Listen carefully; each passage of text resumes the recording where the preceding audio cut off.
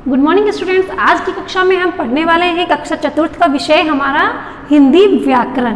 पहला भाग है ये हमारा हिंदी व्याकरण का, ये पहला चैप्टर है जिसका नाम है भाषा। भाषा अक्सर तुमने सुना होगा, ये भाषा क्या होता है, ये लैंग्वेज क्या होता है। तो बच्चों, हमारे जीवन में भाषा का अपना ही एक बहुत विशेष महत्व है, क्योंकि बिना भाषा के हम अपने विचारों को, अपने मन के भावों को हम किसी भी प्रकार से प्रकट नहीं कर सकते हैं, ना समझ सकते हैं, ना सामने वाले को हम समझा सकते हैं। तो हम किस प्रकार से अपने भावना को, अपने विचारों को प्रकट करेंगे और समझा पाएंगे, तो इसके बारे में हम अभी चर्चा करने वाले हैं। भाषा किसे कहते हैं? भाषा वह साधन है जिसके द्वारा हम अपने मन के विचारों, भावों को दूसरे को समझा सकते हैं, विचारों को आदान प्रदान कर सकते हैं। अब ये हम किस प्रकार से करते हैं बच्चों? अगर हमें अपनी बात किसी को बतानी है तो हम उसके लिए किसी भी एक भाषा का सहायता जरूर लेंगे, चाहे वो हिंदी हो, चाहे वो इंग्लिश हो, चाहे वो उर्दू हो, चाहे वो फारसी हो, चाहे वो संस्कृत हो। और जैसे कि तुम्हें ये बात पता है कि भारत में बहुभाषी देश है, यहाँ पर अनेक स्थान पर अनेक भाषाएं बोली जाती है। तो इस प्रकार से हमें ये बात पता है कि भाषा बहुत सी प्रकार की है, जो अनेक अनेक राज्यों में, अनेक अनेक जगहों पे विभिन्न विभिन्न प्रकार की बोली जाती है। तो कुछ भाषा के बारे में हम आज जानेंगे कि सबसे पहले हमें पता है कि राष्ट्रभाषा हमारी क्या है? हिंदी हमारी राष्ट्रभाषा है। तो राष्ट्रभाषा हिंदी होने की वजह से अक्सर ज़्यादातर लोग किस भाषा का प्रयोग ज़्यादातर करते हैं?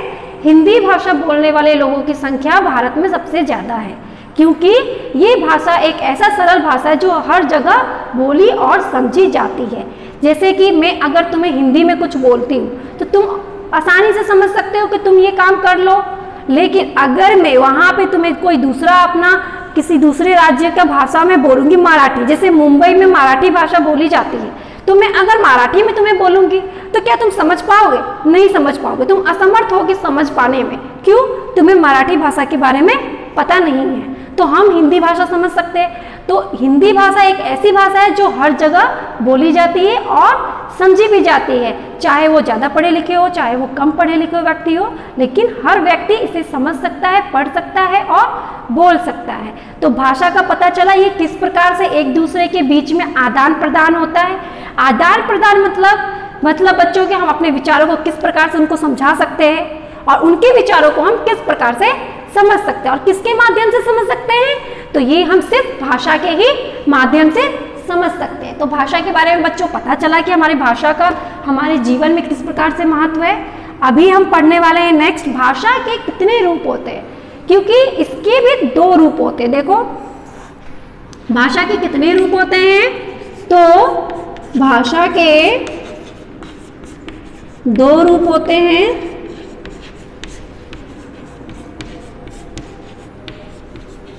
कौन कौन से होते हैं? कौन कौन से होते हैं बच्चों? भाषा के दो रूप होते हैं, मौखिक भाषा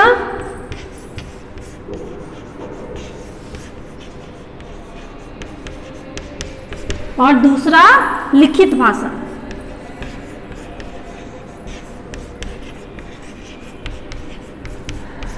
मौखिक भाषा और लिखित भाषा, इन दोनों के बीच में अंतर क्या है और मौखिक भाषा का क्या महत्व है और इसे हम किस प्रकार से जान सकते हैं, और लिखित भाषा का क्या महत्व है?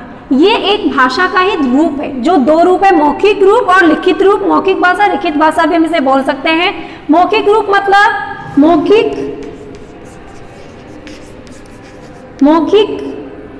कहने से क्या समझते हो?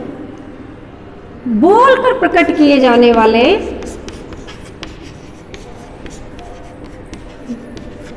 बोलकर प्रकट किए जाने वाले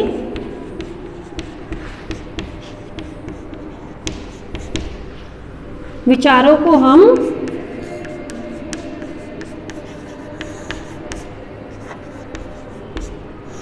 अपने मन के भावों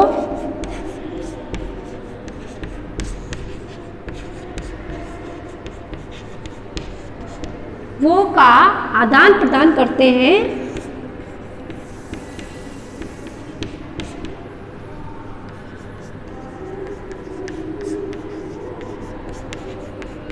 कर पाते हैं इसे हम मौखिक रूप कहते हैं, मौखिक भाषा भी कहते हैं।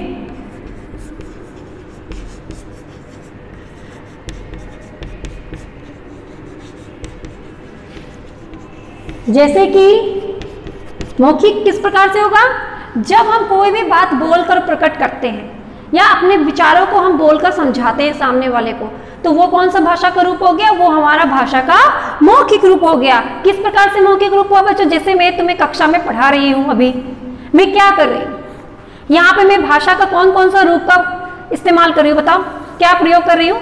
मैं प्रयोग कर रही हूँ, देखो मैं बोलकर जो तुम्हें अपने मन के भावों को बता रही हूँ, अपने विचारों को समझा रही हूँ, ये भाषा का कौन सा रूप हो गया, ये हमारे भाषा का मौखिक रूप हो गया।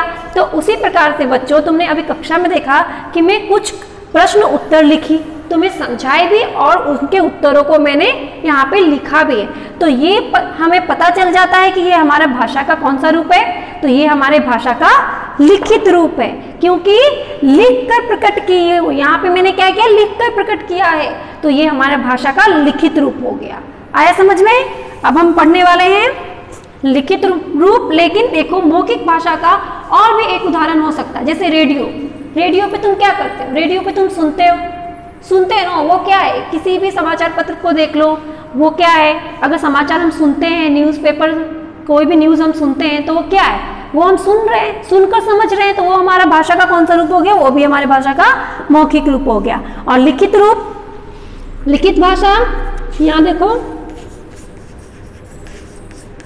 लिखित भाषा किसे कहते हैं, जैसा कि बच्चों समझ में आ गया होगा, लिखकर प्रकट किए जाने वाले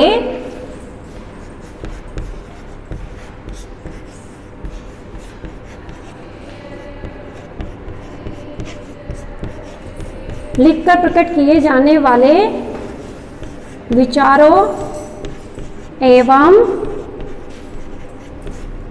मन के भावों को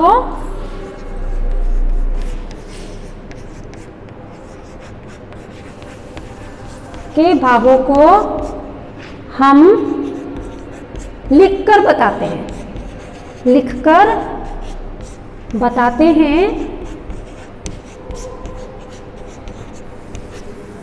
वह हमारी क्या कहलाती है, वह हमारी लिखित भाषा कहलाती है।